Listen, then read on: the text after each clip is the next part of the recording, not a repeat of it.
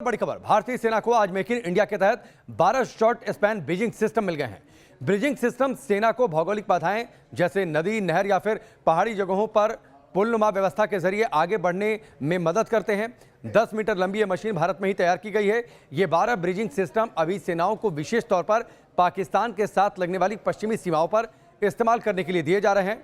यह system 70 ton तक का टैंक उठा सकने में सक्षम है, यानी वॉर सिचुएशन में भी तुरंत अगर कोई नदी पार करनी है, पुल वहां पर नहीं है, तो आसानी से ब्रिजिंग सिस्टम के तहत भारी भरकम टैंक को भी इस पार से उस पार ले जाया जा सकता है।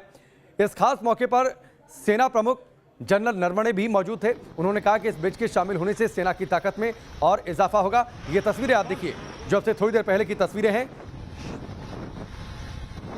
जो ब्रिजिंग सिस्टम है वो सेना में शामिल कर लिए गए आपसे थोड़ी देर पहले। और इसका सबसे बड़ा फायदा ये होगा कि जहां पर पुल नहीं है या फिर आवागमन का कोई तरीका नहीं है, वहां पर इन ब्रिजिंग सिस्टम के तहत आसानी से बड़े बड़े हथियारों, टैंकों को इस पार से उस पार ले जाया जा सकता है।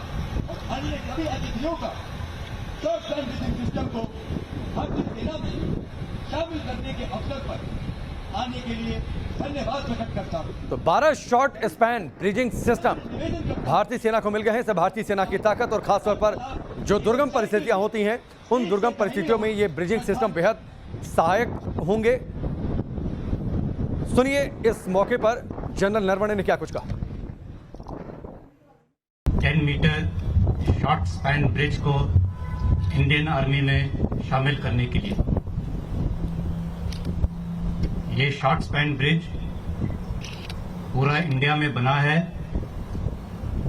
इसका डिजाइन भी DRDO द्वारा किया गया और प्रोडक्शन L&T द्वारा।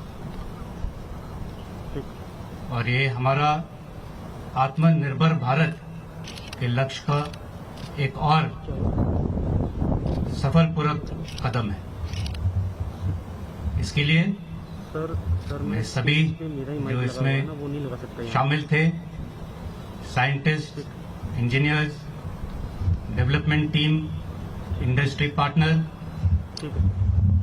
और जो इसमें जवान भी शामिल थे, मैं उन सब की सराहना करता हूं। 10 मीटर शॉर्ट स्पैन ब्रिज को इंडियन आर्मी में शामिल करने के लिए ये शॉर्ट स्पैन ब्रिज पूरा इंडिया में बना है। इसका डिजाइन भी DRDO द्वारा किया गया और प्रोडक्शन L&T द्वारा। और ये हमारा आत्मनिर्भर भारत के लक्ष्य का एक और सफलपूर्वक कदम है। इसके लिए मैं सभी जो इसमें शामिल थे, scientist, engineers, development team, industry partner और जो इसमें जवान भी शामिल थे, मैं उन सब की सराहना करता हूं।